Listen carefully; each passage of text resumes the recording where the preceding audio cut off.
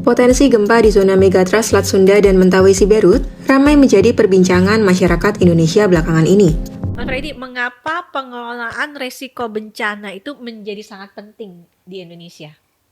Ya, kenapa? Karena satu, tadi ya, kondisi di Papua nggak ada gunung api kan, tapi mulai dari Sumatera sampai Maluku ada tuh gunung api Banyak aktif. itu, Gitu. Mas. Ya itu karena memang pertemuan lempengnya gitu ya. Pertemuan lempeng itu yang akan menyebabkan patahan di dalam bumi. Itu yang berpotensi Ya.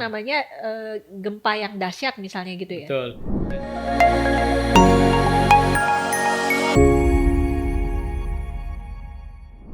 Hai sahabat DAS, selamat datang di podcast DAS Diaries bersama saya Dini Anjung Sari.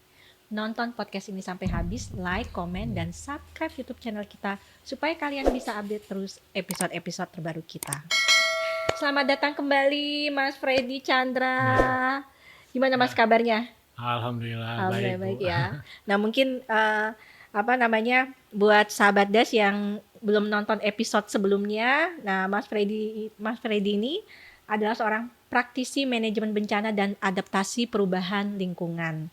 Beliau juga menyelesaikan masternya di RIS Master Department of Geography di Durham University, Inggris. Juga sempat mendapatkan Awardee of Chevening Scholarship di Inggris juga ya Mas Freddy ya. Bisa cerita sedikit nggak Mas? Ya sebenarnya baik ya seperti ini ya sebelumnya. Dari sisi latar belakang pendidikan memang saya di geologi gitu, jadi memang fokus di ilmu kebumian, terutama untuk yang kayak gunung api, gempa bumi, air gitu ya, yang saya dalami. Ini lanjut setelah lulus saya banyak beraktivitas di membangun ketangguhan masyarakat menghadapi bencana di level tapak, di desa-desa, di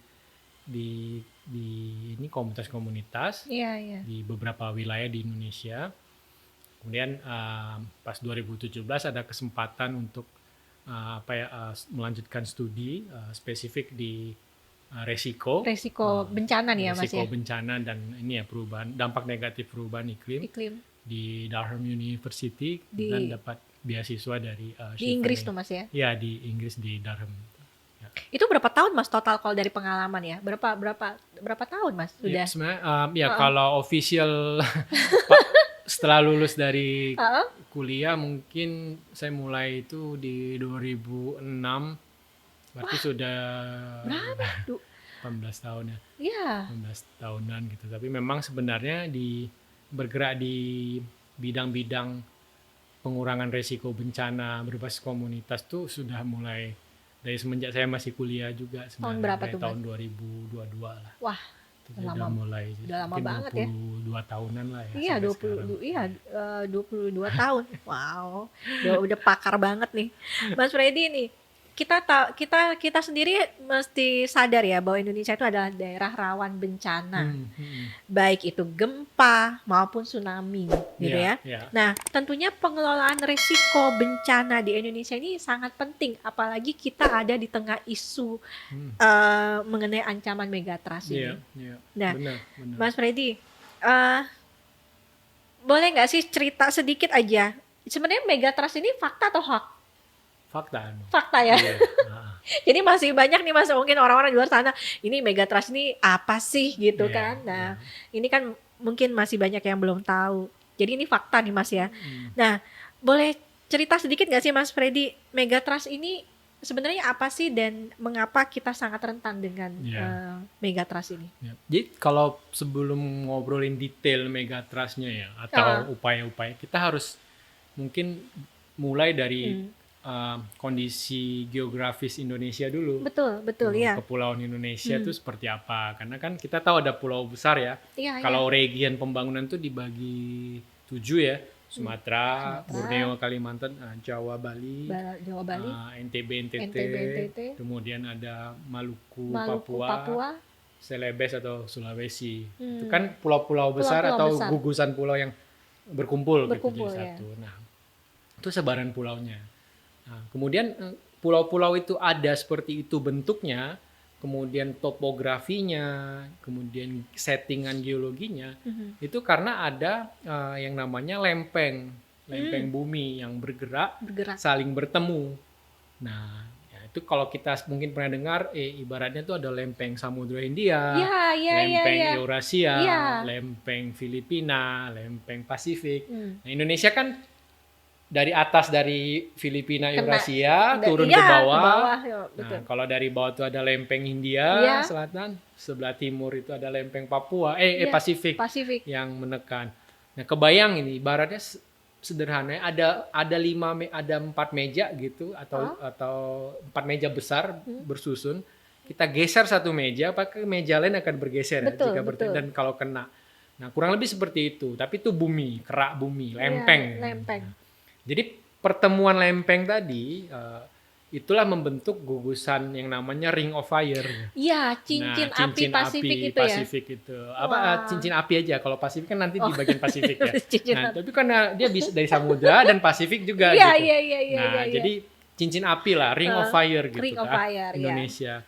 Jadi artinya apa? Maka dari proses geologi gerakan lempeng yang dari Hindia itu, kemudian Eurasia dari atas bertemu, itulah Pulau Sumatera seperti itu. Gitu. Makanya ada patahan kalau kita lihat gambar dari Aceh sampai ke melingkar di Maluku ya. Betul. Kemudian cara melihatnya sederhana kalau maksudnya secara pengetahuan umum ya, populer masyarakat, lihat aja gugusan gunung api gitu. Di Papua nggak ada gunung api kan, tapi mulai dari Sumatera sampai Maluku ada tuh gunung api aktif. Itu, gitu. Mas. Ya itu karena memang pertemuan lempengnya gitu ya. Pertemuan lempeng itu yang akan menyebabkan patahan di dalam bumi. Itu yang berpotensi gempa yang dahsyat misalnya gitu ya. Betul. Nah, jadi lempeng tadi itulah yang kemudian bertemu, misalnya begini, suatu saat dia akan patah. Nah, ketika patah itu dia akan melepaskan energi. Nah, pas patahnya ini seberapa gelombang sebelum ke gelombang ini berapa kilo atau berapa luasan lempeng yang patah itu.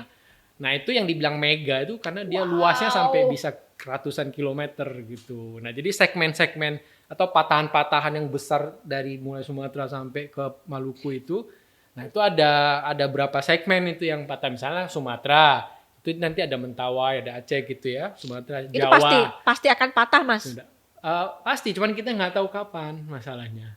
Nah, karena itu proses alam, kita belum bisa prediksi besok nih misalnya harus patah, belum ada ya teknologi yang proven bisa mengatakan itu gitu. Tapi bukti-bukti dia mau patah, bergerak aktif ada.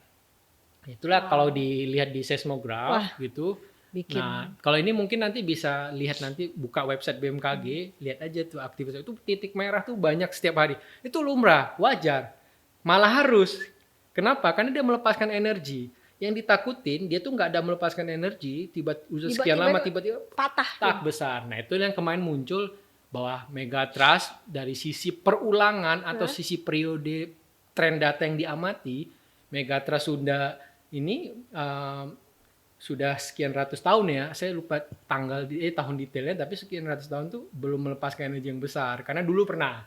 Nah, itu yang bisa memicu. Nah, kalau tsunami Aceh kan udah kita lihat 20 tahun lalu ya. Nah, kan nah, itu megatrust Sumatera bagian utara yang bergerak sekian ratus kilometer yang menghasilkan gelombang tinggi. Nah, itu salah satu contoh megatrust yang terjadi di Indonesia ya, Mas ya. Salah satu contohnya Aceh tadi itu ya. Aceh, kemudian di apa? Ya, Aceh yang paling itu aja lah ya, supaya paling semua orang tahu, dan kita baru merayakan 20 tahun Aceh ya gitu. Dan katanya juga tsunami Aceh ini juga berdampak di Sri Lanka, Malaysia gitu, artinya Thailand gitu. Nah, ini juga yang akhirnya kalau ditotalin jumlah korban jiwanya itu ada 230.000 korban jiwa. Yang terdata. Wah, luar biasa. Makanya 20 tahun peringatan, kenapa penting memperingati sebenarnya? Karena memang potensi ancaman itu ada. Dari dulu, dari skala waktu geologi jutaan tahun yang lalu sampai sekarang, ya itu ada gitu. Dan dia aktif sekarang gitu. Nah, perkaranya manusia tumbuh, pemukiman bertambah, terus kemudian pola-pola adaptasi atau pengetahuan mengelola resikonya atau meresponnya itu ada yang masih ada yang memudar gitu. Jadi sehingga kayak tadi ya, kalau pertanyaannya gimana nih soal megatrust itu fakta banget ya, itu fakta dan memang itu dinamika bumi kita yang membentuk tanah Indonesia Raya ini, Indonesian Archipelago itu, kepulauan Indonesia itu terbentuk karena proses trust tadi gitu, proses pergeseran lempeng, pertemuan lempeng. Wow, kalau dipikir-pikir Ring of Fire tadi gitu ya, terus itu megatrust, dan kita harus menyadari bahwa kejadian Aceh itu menjadi bukti sekarang ini bahwa megatrust itu terjadi di Indonesia ya, Mas Freddy. Wah. Dia bisa memicu tsunami kalau memang titik gempanya di laut, dan beberapa trigger kayak misalnya dia sesar naik atau sesar turun dengan kedalaman dangkal. Nah itu kan ada beberapa kriteria pemicu ya. Iya. Tapi kalau dia di darat, pemicu darat mungkin dia nggak memicu langsung, tapi akan menimbulkan gempa yang sangat besar gitu. Betul. Jadi kalau bisa disimpulkan megatrust itu adalah suatu zona subduksi ya. Suatu zona apa Mas? Dia segmen kalau bahasa saya mah tahu wilayah zona yang berpotensi untuk patah dan melepaskan energinya gitu. Wow, dan kita ada di sekitar itu ya. Iya, dan bayangin aja misalnya katakan ada ember nih gitu, ada ember gitu, ada batu bata gitu. Sebelumnya kita rendam nih batu batanya dalam ember. Ini kita angkat tuh batu bata dari luar ember. Apa yang terjadi? Pergerakan airnya. Maka massa air yang bergerak tuh kurang lebih ya sebesar segmen yang bergerak. Makanya dia memicu itu mengenerate gelombang tsunami ya. Jadi kenapa itu ancaman gempa megatrust itu perlu diwaspadai karena dia bisa men-trigger tsunami yang tinggi tinggi tsunami-nya lah ya gitu. Makanya mungkin kita misalnya Indonesia nih ya, masyarakat Indonesia harus sadar ya, harus memahami bahwa potensi bencana megatrust ini memang tinggi terjadi di Indonesia ya, Mas Freddy ya. Iya. Nah itu kata kuncinya Bu Dini. Jadi kita harus tahu sebenarnya potensi ancaman bencana di Indonesia itu apa aja sih? Apa aja? Ya. Terus di mana saja sih gitu. Terus kita berjarak atau berada di mana terhadap sumber ancamannya atau potensi ancamannya. Nah dengan mengetahui itu kan kita jadi tahu, oh iya memang kita di daerah rawan bencana. Lantas kita jadi lantas mau ngapain ya, itu kita bisa melakukan sejumlah aksi untuk mencari tahu kita ada di daerah, aksesnya kemana untuk kita cari tahu? Nah, sebenarnya banyak ya sumber-sumber informasi, tapi kalau kita mau rely dengan yang formal, yang lembaga teknis itu ada beberapa. Misalnya BMKG itu secara tupoksi atau mandat, dia tuh memantau bahasa ininya aktivitas seismik ya. Atau aktivitas kegempaan. Seismik. Nah, itu ada instrumen tuh di bawah BMKG, kemudian mereka memproduce peringatan, diseminasi kepada pemerintah, otoritas, dan juga ya diteruskan kepada masyarakat. Nah, kalau untuk kajian zona rawan bencana gempa seismotektonik itu selain BMKG juga ada Badan Geologi namanya. Nah, Badan Geologi bagian ini itu juga menyusun gitu peta-peta daerah rawan bencana gempa bumi gitu. Kita bisa akses tuh ya Mas? Bisa di websitenya, tinggal download gratis kok, itu ada informasinya. Nah kemudian juga itu ya yang di nasional. Nah kemudian itu yang skala petanya tuh bervariasi gitu, level tingkat kedetailan ya, ada yang sebaran nasionalnya, kemudian nanti dilihat skala regionnya, wilayah-wilayah mana saja yang sesar aktif. Nah kemudian kan terakhir tuh ada kemudian BNPB. Kalau BNPB lebih Badan Nasional Penanggulangan Bencana, itu kemudian memanfaatkan informasi peta-peta ancaman tadi, potensi ancaman, diolah menjadi peta resiko. Nah, resiko bencana. Jadi resiko itu ada komponen sosial kerentanannya, penduduknya, sama kapasitasnya, misalnya sistem peringatan dininya, bla bla bla, kemampuan merespon. Nah, itu dilihat tingkat resikonya. Jadi misalnya daerah rawan gempa semua sama, tapi resikonya bisa beda-beda. Misalnya daerah rawan gempa bumi di pemukiman padat, resikonya akan sangat tinggi dibanding daerah yang memang pemukimannya jarang-jarang, tidak ada, dan bukan urban misalnya di pesisir. Wow. Nah kayak gitu. Jadi udah informasi itu ada. Ya? Nah, kalau pertanyaan di mana mengaksesnya, itu salah satunya yang bisa diakses gitu. Wah, jadi ini buat masyarakat nih yang nonton podcast ini bisa cari tahu nih lokasi tempat tinggal kita itu rawan bencana nggak dari akses yang tadi Mas Freddy sampaikan. Nah, Mas di search saja di Google gitu, ditulis gitu juga udah pasti muncul kok. Muncul, cuma memang nanti habis itu kita perlu klik kemudian membaca ya. Nah, Mas Freddy, mungkin kalau dikasih contohnya tsunami Aceh sebagai salah satu contoh megatrust yang terjadi di Indonesia, mungkin masyarakat yang dengar podcast ini mungkin pengen tahu lagi nih, ada contoh lain nggak selain Aceh? Contoh megatrust yang pernah terjadi di Indonesia? Ya, saya takut salah bicara data, tapi sebenarnya kalau histori gempa bumi yang memicu tsunami di wilayah patahan di Indonesia tuh ada beberapa ya gitu. Jadi, yang kemarin kejadian yang Palu itu, Mas? Palu, iya, tapi Palu dia mungkin bukan mega trust yang besar ya, tapi dia kecil, cuma tetap memicu tsunami gitu.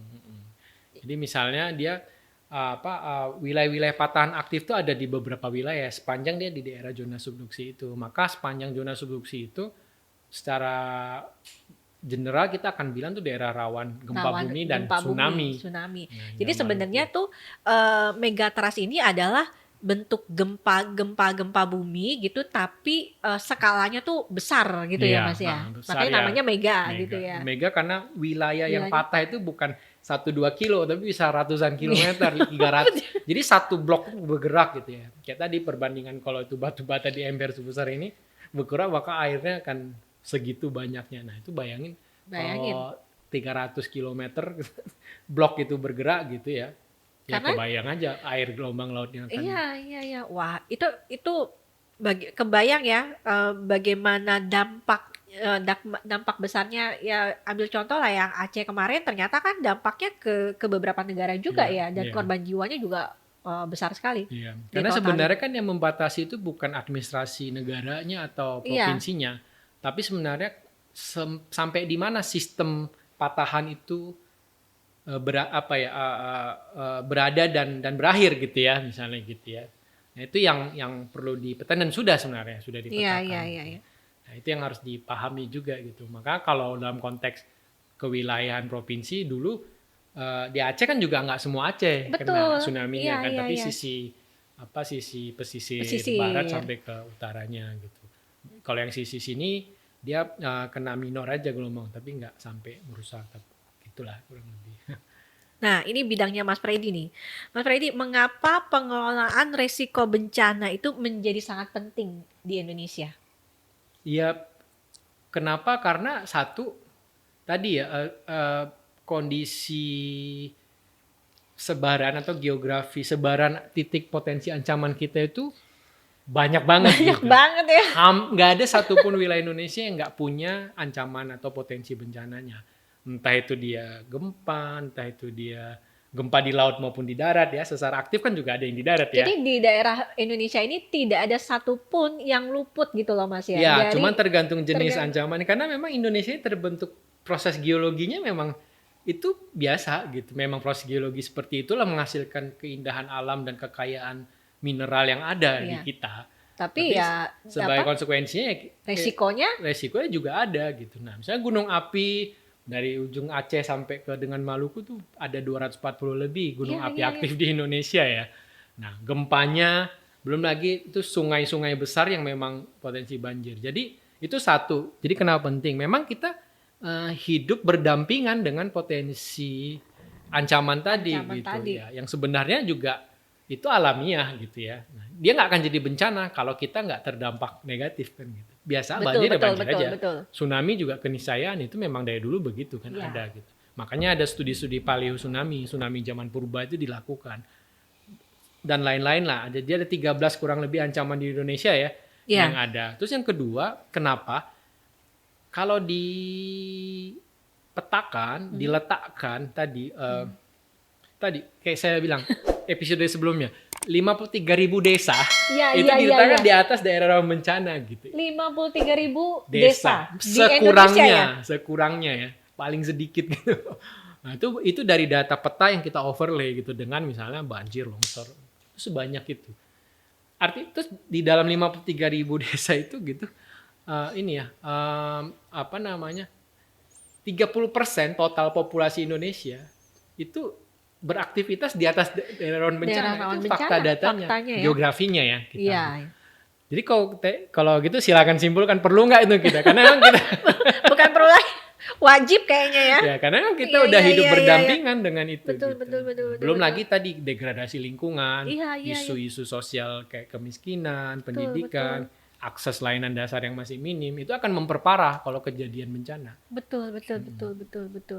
Wow. Jadi memang faktanya dari data, suka nggak suka memang kita terpapar oleh ancaman bencana itu gitu. Kita ada di atasnya soalnya. Nah, belum gitu ngomong nanti ya, kelompok dari 30% itu 45%-nya kelompok anak kecil, youth dan anak-anak, artinya yang beresiko tinggi gitu. Wow. Mas Freddy, apa aja nih Mas komponen utama dalam pengelolaan bencana ini? Ya, jadi secara sederhana tuh kita bagi jadi 3. Satu, yang perlu diketahui di komponen adalah komponen potensi ancamannya. Ada istilah tak kenal maka nggak sayang Jadi kita nggak akan bisa tahu menghadapi atau berkomunikasi atau merespon terhadap seseorang kalau kita nggak tahu karakternya, profilnya gitu. Itu sama kayak ancaman bencana. Kalau kita nggak tahu karakter ancaman banjir, gempa, gunung api maupun tsunami-nya, maka kita nggak tahu bagaimana cara memitigasinya. Iya, betul. Atau selamat dari dia gitu misalnya gitu. Itu satu. Jadi penting untuk mengetahui karakter ancaman karena berbeda-beda. Misalnya karakter ancaman longsor di wilayah Jawa Barat gitu berbeda dengan karakter longsor yang ada di Banjarnegara. Iya. Karena tatanan geologinya beda. Beda ya. Nah, itu satu. Kemudian tsunami di wilayah pesisir yang kayak landaian pasir gitu akan berbeda dengan wilayah teluk yang kiri kanannya tebing kayak Pacitan misalnya. Itu beda lagi kritis misalnya dengan Tasik, Pangandaran ya. Karena tiap-tiap pesisir tuh punya morfologi yang berbeda, terus kemudian topografi laut yang berbeda, Palu juga berbeda. Nah, ini harus dipahami. Maka studi-studi karakter ancaman itu menjadi penting. Itu satu ya. Yang kedua, tapi nanti di belakang saya akan kasih keterkaitannya. Itu faktor-faktor keterpaparan itu maksudnya terekspos gitu. Jadi kayak orang yang tinggal di daerah rawan bencana itu kita harus tahu. Misalnya kita tinggal di daerah rawan bencana yang rawan tsunami gitu. Enggak, yang di gunung enggak rawan tsunami gitu misalnya. Tapi dia rawan apa? Longsor kah atau gempa bumi darat misalnya. Nah, kita juga perlu mengetahui aspek kerentanannya. Kenapa orang itu bisa beresiko atau terdampak bencana? Karena rentan. Apa faktor kerentanannya? Apakah karena akses pendidikannya? Apakah karena akses layanan informasinya? Apakah karena dia memang udah hidup tinggal di daerah bencana? Terus pertanyaan kenapa dia hidup di daerah bencana? Apakah karena memang nggak punya pilihan lain? Apakah memang turun-temurun dan tinggal di situ gitu ya Mas? Terus yang ketiga sebenarnya kapasitasnya. Kapasitas atau kemampuannya. Kapasitas itu bisa dari pengetahuannya, skillnya, kemudian tingkat pendidikan, ekonomi juga pengaruh. Kenapa? Karena pada akhirnya kerentanan kapasitas itu dia akan mengcover 5 aspek tadi. Gitu. Manusia, berarti kan terhadap pengetahuan maupun kondisi. Kalau tahu akan lebih berkapasitas daripada yang nggak tahu. Iya. Terus kedua ekonomi. Kalau yang punya penghasilan, punya pekerjaan, punya strategi untuk diversifikasi livelihood atau penghidupan, dia akan lebih survive dibanding orang yang prasejahtera misalnya. Kenapa? Misalnya dia tinggal di daerah rawan bencana gempa bumi, dia punya kemampuan membangun bangunan yang lebih kuat. Iya. Adaptif, contohnya begitu. Itu pengaruh. Lingkungan sumber daya, akses sumber daya air, kemudian di mana dia berada. Kemudian sosial, ikatan sosial. Komunitas-komunitas atau masyarakat yang tinggal di wilayah rawan bencana, yang tidak memiliki ikatan modal sosial yang kuat, gotong royong atau saling ikatan kohesivitas sih bahasa ininya ikatan kekeluargaan atau ikatan interaksi sosial itu lemah, maka dia akan lebih berisiko terhadap bencana itu. Kenapa? Dia nggak akan punya satu sistem kolektif untuk membangun ketangguhan. Sistem peringatan dini itu baru bisa efektif terjadi kalau masyarakatnya kompak. Karena siapa melakukan apa sebelum, saat, dan sudah bencana misalnya. Wow. Nah, yang kelima itu ya tadi infrastruktur. Nah, bagaimanapun gitu ya. Misalnya daerah rawan tsunami ini tapi infrastrukturnya nggak mendukung. Contoh nih, saya pernah di Papua waktu itu, di pesisirnya itu semua rawan tsunami, tapi nggak ada koneksi internet, nggak ada koneksi telepon. Nah, Tohoku 2010 Jepang tsunami kan, kan terdampak Papua pesisir tuh. Nah, tapi syukurnya waktu itu kita membangun kesiapsiagaan lewat adanya radio komunikasi yang HT lah istilahnya dan SSB ya. Nah, kita bisa membangun komunikasi sehingga mereka bisa bersiap melakukan evakuasi mandiri. Bayangkan kalau tidak ada itu dan tidak ada pembangun kapasitas itu, sistem nggak kompak gitu, terus kemudian nggak ada sistemnya, infrastrukturnya nggak dukung, ya kena mereka gitu ya, beberapa wilayah ya gitu. Terus setidaknya mereka nggak sempat, dia diam-diam tiba-tiba udah banjir aja tsunami 1,5 meter naik ke desanya. 1,5 meter tuh ya? Ya lumayan sih, walaupun nggak ngerusak ya, tapi setidaknya mereka jadi aware gitu. Ternyata gempanya di Tohoku di Jepang 2010 kan. Itu 2010 ya 10 atau 11 ya saya lupa. Nah, itu tadi 3 komponen ancaman, kerentanan, kapasitas. Nah, ini jadi kalau ancamannya tinggi, kerentanannya tinggi, kapasitasnya rendah, maka resikonya tinggi kan? Betul. Nah, tapi kalau ancamannya tinggi, kerentanannya itu rendah, tidak terlalu rentan, kapasitas tinggi, resikonya lebih kecil, bukan nggak ada. Betul. Nah, jadi ini yang dimainin 3 komponen ini. Yang nggak bisa diapa-apain ya ancaman ini, mau diapain dia juga ya terjadi. Maksudnya nggak bisa kita paksa gunung jangan meletus dong, nggak bisa. Nggak bisa. Gempa lempeng jangan bergerak dong, malah nggak mungkin. Tetap berarti gitu terus. Tapi karakternya kayak gimana? Bagaimana dipantau? Ini kalau gunung bisa diprediksi kan, dia udah awas siaga, waspada gitu. Ya, kebalik saya. Terus kemudian yang gempa, kalau gempa kan belum tahu sampai sekarang. Kalau gempa belum tahu ya Mas. Tapi kan kita tahu bahwa lokasi sebaran aktivitas seismik ada di mana saja. Itu tiap hari ada 300. Nah, bisa. Bahkan di handphone juga bisa kita lihat. Nah, itu kan tadi komponennya. Tinggal tadi aspek kerentanannya, aspek kapasitasnya. Nah, bagaimana yang bisa dilakukan oleh pemerintah dalam hal pengelolaan resiko bencana ini, Mas Freddy? Ya, kalau dalam konteks manajemen resiko itu dia ada ada kalau dibilang siklus penanggulangan bencana itu ada 4. Ada 4 itu. Nah, jadi sebelum bencana itu ada 2 yang harus dilakukan, yaitu ini dari sisi pemerintah nih ya? Iya, sebenarnya pemerintah dan kita sama sebenarnya. Ya? Cuman kalau pemerintah kan lebih ke ini ya, kebijakan dan panduan regulasi. Itu ada mitigasi. Jadi artinya bahasa gampangnya penjinakan lah atau mengengineering ancaman yang terjadi. Misalnya kayak banjir di kelokan sungai, dibangun tanggul gitu ya. Terus kalau daerah rawan bencana gempa bumi, berarti mitigasinya ya rumah-rumahnya yang adaptif ya. Adaptif gitu ya. Kayak tulangan dinding atau kalau dia setengah kayu setengah batu kayak di Nabire ya. Pemerintah kan wajib tuh ada perdanya. Setelah mereka kena gempa 2003. Jadi udah nggak boleh lagi tuh rumah full batu ya gitu ya. Perdanya ada, tapi nggak tahu. Saya belum pernah lagi ke sana ngelihat, tapi itu ada upaya building code yang dibangun. Nah, kemudian mapping. Nah, itu kemudian ada yang namanya kesiapsiagaan. Nah, kesiapsiagaan menghadapi bencana gitu. Karena kan tadi itu mau nggak mau akan terjadi, tapi siap nggak kita? Nah, itu kesiapsiagaan bencana itu perlu dibangun. Bagaimana dia melakukan tadi mitigasinya, kemudian dia belajar untuk meresponnya, kemudian sistem peringatan dininya seperti apa, siapa melakukan apa, itu dalam konteks aksi. Tapi dalam konteks dia itu terintegrasi dalam perencanaan pembangunan, bagaimana itu di perencanaan pembangunan di desa, di wilayahnya atau di kabupatennya, itu program-programnya tuh sensitif terhadap isu atau persoalan-persoalan potensi bencana gitu. Tadi misalnya udah tahu daerah rawan banjir misalnya, kebijakan pembangunannya di hulu ditebas misalnya kan. Kan nggak nyambung jadinya. Kayak gitu itu juga penting ya, dan nanti dilihat gitu. Nah, dalam konteks masyarakat maka dilihat wilayah masyarakat. Wilayah kita seperti apa tadi ancamannya, potensi resikonya, kemudian tadi ancaman karakternya ya. Nah, sehingga dia bisa mitigasi kesiapsiagaan dengan kapasitas yang ada bisa dimanfaatkan atau dimobilisasi.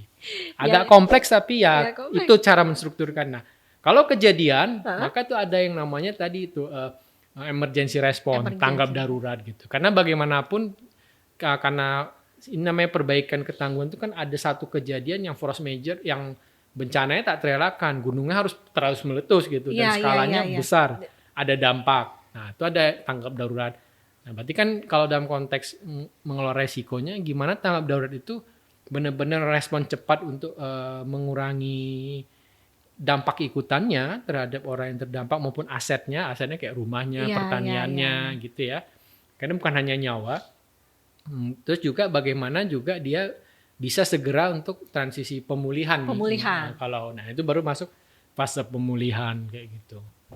Nah itu yang tadi kayak misalnya di episode sebelumnya kita cerita kalau mau siap siaga kita nunggu orang lain yang bantu susah. Itu dimulai dari level keluarga individu, lingkungan sekitar, desa, kelurahan, bahkan sampai yang besar kabupaten. Karena bencana juga berlevel-level dari yang skala kecil sampai skala lintas negara kayak tsunami Aceh misalnya gitu. Dari mulai kalau itu udah lintas negara gitu kan. Nah, kalau kayak gunung api meletus yang paling dekat apa? Lewotobi misalnya. Nah, itu kan lintas desa tuh. Betul. Jadi ada level-levelnya juga gitu. Yang Sukabumi banjir kemarin lintas wilayah sampai berapa wilayah pesisirnya itu wilayah-wilayah daerah dan sungainya. Itu sih. Wah, kalau dari sisi teknologi dari membantu dari sisi pengelolaan risiko bencana apa Mas Freddy contohnya? Kalau dari sisi teknologi. Yang paling dekat dan paling ini di maksudnya ya sistem peringatan dini ya. Itu teknologi itu dikembangkan ya, misalnya gimana pemantauan curah hujan, tinggi muka air sungai.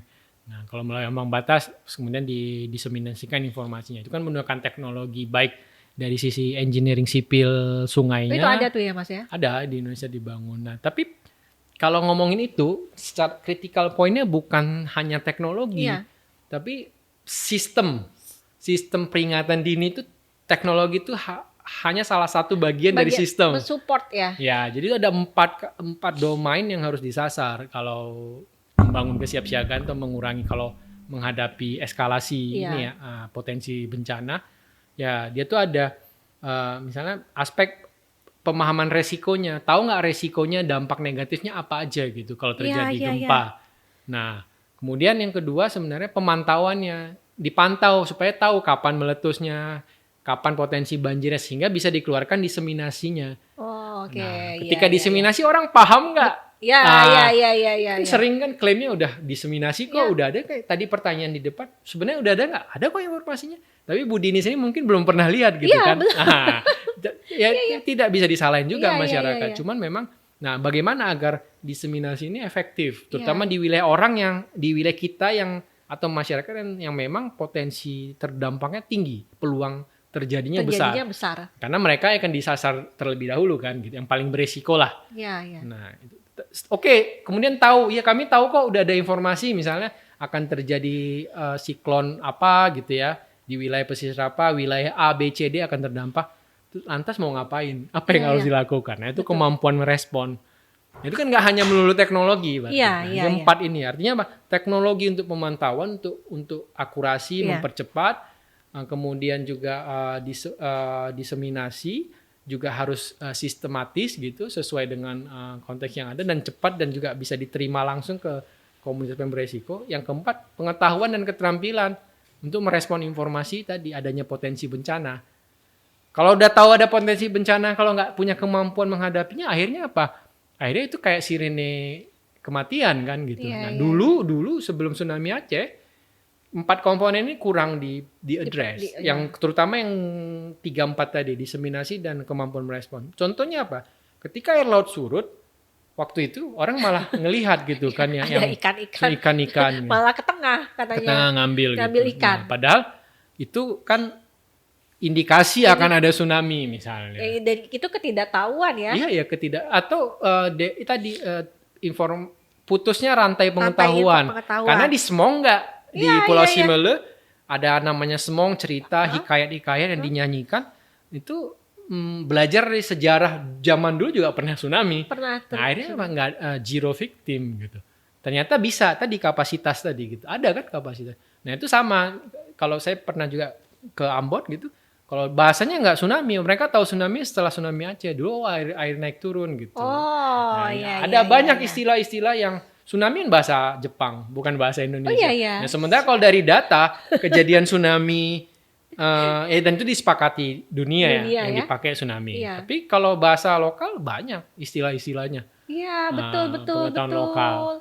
Dan tsunami kan itu dari Aceh ya? Dari Jepang ya malah ya? Kalau dari sejarah terminologinya. Iya, terkenalnya justru kalau di Aceh istilahnya itu semong gitu kan, air datang misalnya. Kalau di daerah lain apa gitu.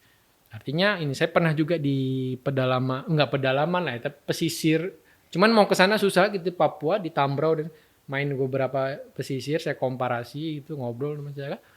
Memang dulu mereka nggak tahu tsunami, tapi tahu kalau bisa ada laut dari cerita nenek moyang katanya. Dan sebenarnya kalau kita simpulkan, ini tsunami sebenarnya gitu. Dan ada jejak-jejak paleo tsunaminya kan. Dan gitu. Berarti ini memang pernah terjadi Iya, sebenarnya. pernah terjadi. Dan memang jadi kalau konteks geoscience dalam itu tuh ada yang terkenal tuh the present is the key to the past gitu. Dulu ya. Jadi apa yang ada sekarang adalah kunci masa lalu. Artinya kejadian yang sekarang juga terjadi masa lalu. Jadi kejadian masa lalu memberikan jejak di masa sekarang. Dan sebenarnya kalau sekarang ya diimprove ini clue untuk future gitu. Bahwa akan terjadi lagi di masa depan. Jadi makanya informasi tadi terkait ancaman, potensi megatrust, apa dampaknya, apa resikonya, siapa yang terdampak, sejauh mana kesiapannya, itu yang harus dikomunikasikan. Jangan cuman bencananya doang gitu. Kalau bencananya doang orang jadi kalang kabut nanti. Soalnya nggak bisa ngapa-ngapain. Kiamat soalnya ya semuanya hancur, semuanya rusak. Kan kita harus membangun diksi bahwa nyatanya bangsa Indonesia kalau nanti bisa diakses katalog kejadian tsunami, lumayan lengkap datanya dari Aceh sampai Papua, detail lengkap, dampaknya juga, tahunnya juga, kapan kejadiannya. Ya kita survive gitu, kita bisa gitu ya. Artinya asal ya itu dibangun ketangguhannya gitu ya. Kan harusnya ke depan dampaknya bisa minimal gitu. Itu sih. Wow, Mas Freddy, gimana sih, kan nggak gampang nih meningkatkan kesadaran masyarakat gitu ya. Nah, betul. Dari pengalaman Mas Freddy itu gimana Mas yang paling misalnya ampuh lah ya gitu ya yang sudah dilakukan gitu ya, meningkatkan kesadaran masyarakat itu akan pengelolaan bencana, resiko bencana ini? Iya betul, nggak mudah, tapi kan secara naluriah gitu nggak ada orang nggak mau selamat kan. Iya. Nah artinya apa? Memang kita perlu sajikan, komunikasikan informasi resikonya secara baik, bukan menakut-nakuti. Nah tapi justru penyadaran. Nah penyadaran itu hanya bisa ditumbuh dengan understanding pemahaman dan kesadaran, pengetahuan sehingga sadar. Oh iya, aku tinggal di daerah bencana. Ya udah, terus mau ngapain gitu. Itu perlu dibangun. Nah, memang nggak mudah, tapi bisa. Kenapa gitu? Karena nyata kita bisa mulai paling konkret nih. Kita bisa mulai dari melakukan kajian secara partisipatif gitu bersama masyarakat. Tadi di episode sebelumnya juga kita bahas ya. Ya yang kalau yang tahu masalah kan kita juga yang tahu solusi yang paling cocok buat kita.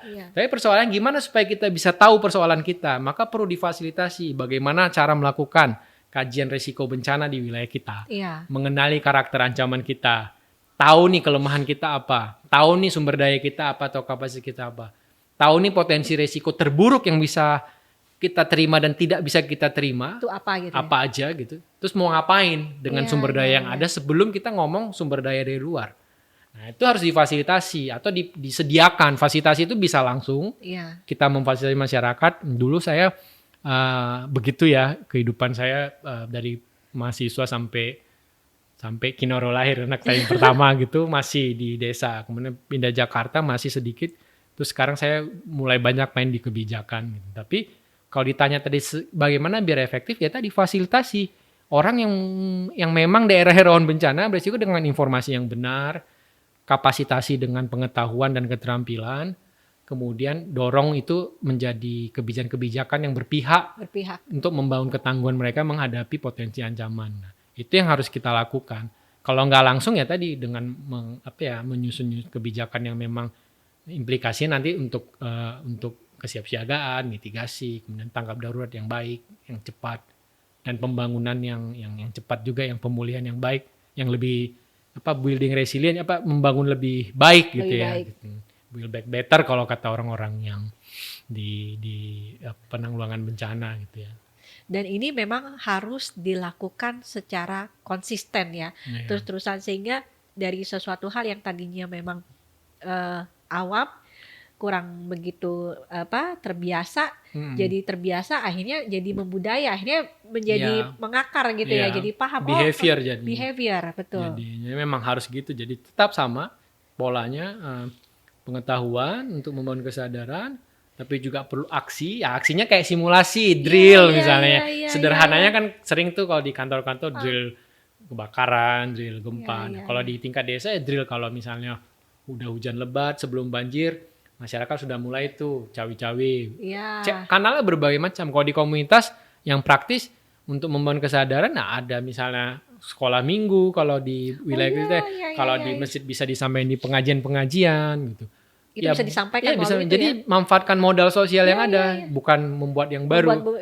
Tapi kontennya bisa kita asimilasi gitu antara pengetahuan lokal dengan pengetahuan. Jadi kalau pertanyaan gimana caranya tadi, tetap libatkan masyarakat sebagai pusat solusi itu sendiri, tapi ketika ada gap sumber daya itu yang harus difasilitasi untuk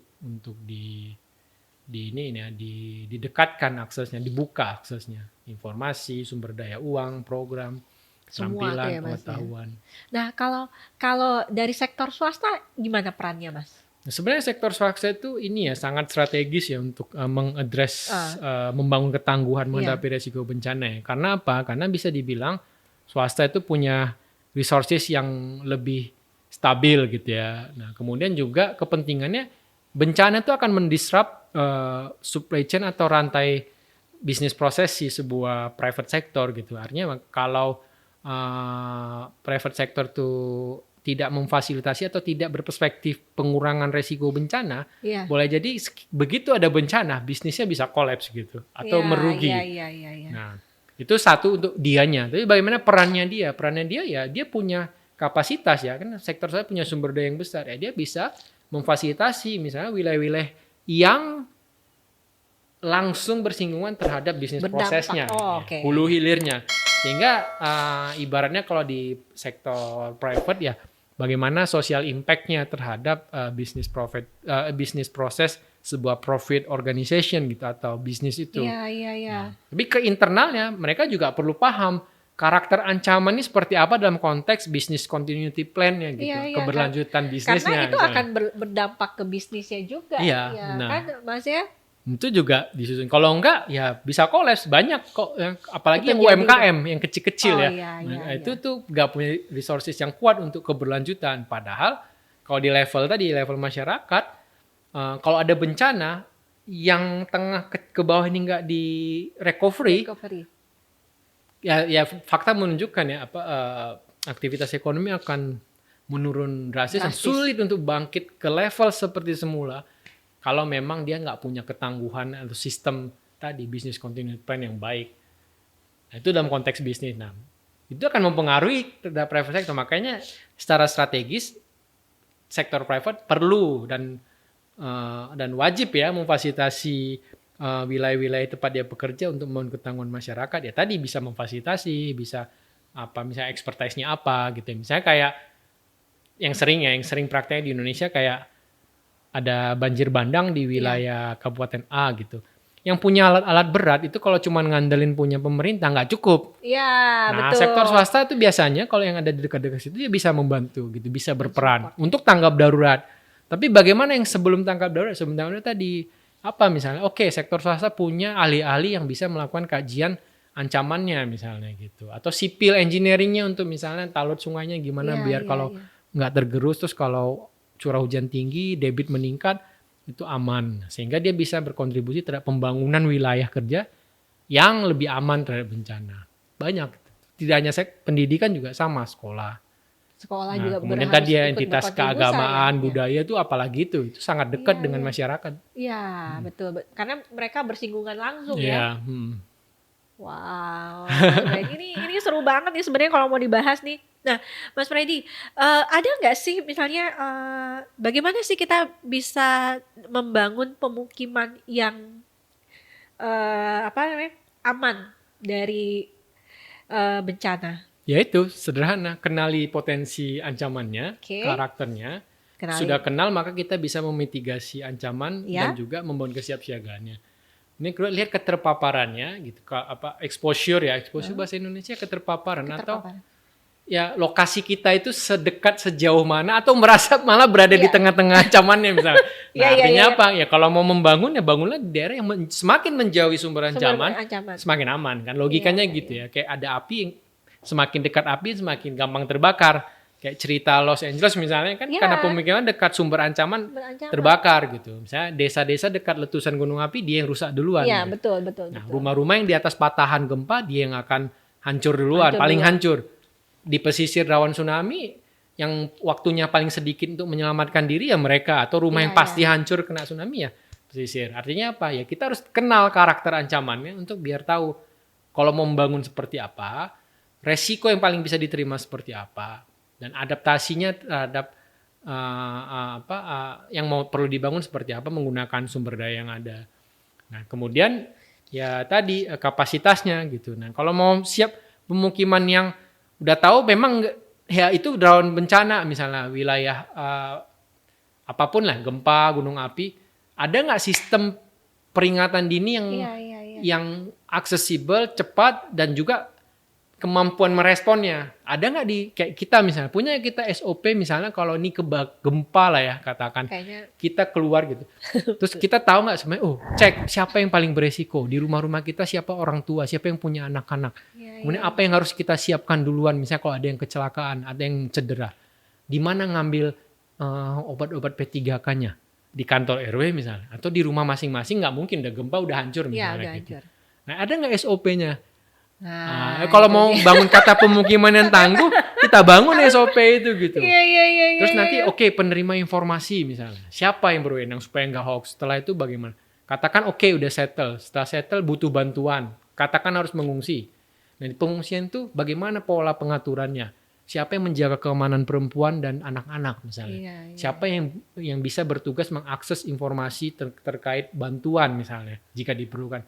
Siapa yang akan berkoordinasi dengan pihak-pihak eksternal yang akan membantu. Nah itu kalau nggak dibuat sebelum bencana, pas kejadian bencana kalang kabut, rusuh juga gitu. Karena secara alamiah kita akan butuh selamat dulu, itu benar gitu. Nggak mungkin bantu ini kalau kita nggak selamat, betul. Tapi kalau itu disiapkan lebih awal itu akan lebih baik dan akan lebih cepat pulihnya gitu. Kalau emang ternyata terjadi bencana gitu. Tapi kalau sebelumnya ya maka bisa bersiap-siap mengurangi risiko misalnya. Surat-surat yang berharganya itu aman. Diselamatin gitu ya Mas Freddy. Contohnya gitulah. Wow. Ini seru banget ini ngobrol-ngobrolnya. Mas Freddy, apa pesan yang mau Mas Freddy sampaikan buat masyarakat yang dengar podcast ini? Kalau untuk pengelolaan risiko bencana ya sebenarnya ya ketangguhan atau upaya-upaya pengurangan risiko bencana itu sekali lagi ya bisa dibangun dari diri sendiri, keluarga, kemudian tetangga terdekat, naik lagi ke wilayah satuan kita tinggal ya, RW, RT, desa, dan kemudian nanti kontribusi yang lebih besar dan ya tadi kenali ancamannya gitu. Nah, maka kita bisa siap untuk selamat lah itu kalau istilahnya BNPB ya gitu ya. Tak kenal maka tak sayang tadi. Ya, jadi kenali resiko bencananya supaya kita bisa bersiap-siap untuk selamat. Nah, dan yang paling penting sebenarnya dengan seperti itu kita bisa harmoni gitu dengan alam atau lingkungan di mana kita tinggal. Karena kembali lagi bahwa kita belum ada, megatrust itu udah ada. Nah, gunung api itu udah ada, sungai itu udah ada. Gitu. Sudah ada sebelum kita ya. Ya sebelum kita membangun pemukiman, industri, kemudian ada tata kelola negara. Jadi itu udah ada dan sejarah-sejarah kejadian itu kan akan berulang, berulang dan juga mungkin akan yang belum pernah terjadi. Yang nggak pernah terekam oleh kita gitu. Contoh Los Angeles itu kan kalau di berita nggak pernah terjadi itu. Ini baru ini gitu dan unprecedented tak terprediksikan gitu dia. Iya. Terjadi se-ekstrim itu gitu. Nah, hal yang sama juga kayak di kita ya, banyak wilayah yang tak pernah terprediksikan juga terjadi, misalnya COVID gitu misalnya, betul. kalau dalam konteks pandemik kan nggak pernah terprediksi seperti itu. Padahal dulu juga pernah kan, dulu zamannya flu Spanyol ya, sama, nggak terprediksikan, terbayangkan oleh orang Aceh, Banda Aceh ya, bukan yang Simele, bahwa akan ada tsunami yang sampai 20 meteran. Gitu. Nah, tapi orang di Simele karena proses transpengetahuannya bagus, dia bisa. Tahu. Nah, jadi intinya itu, jadi ya tetap harus akses informasi yang benar, tepat, itu menjadi penting buat masyarakat. Ya, kita lah yang tinggal di rawan bencana. Mungkin itu. Wow. Luar biasa ini. Wah, terima kasih banyak Mas Freddy untuk sharing yang luar biasa ini. Wah, ini ilmunya banyak banget nih. Kita bisa belajar ya hari ini tentang bagaimana cara kita menghadapi resiko-resiko bencana yang kedepannya yang mungkin akan timbul. Nah, sahabat DAS, pengelolaan resiko bencana adalah investasi untuk masa depan Indonesia. Dengan upaya bersama, kita dapat mengurangi dampak buruk bencana dan membangun Indonesia yang lebih tangguh. Semoga podcast ini bermanfaat buat kita semua. Sampai ketemu di episode berikutnya. Bye!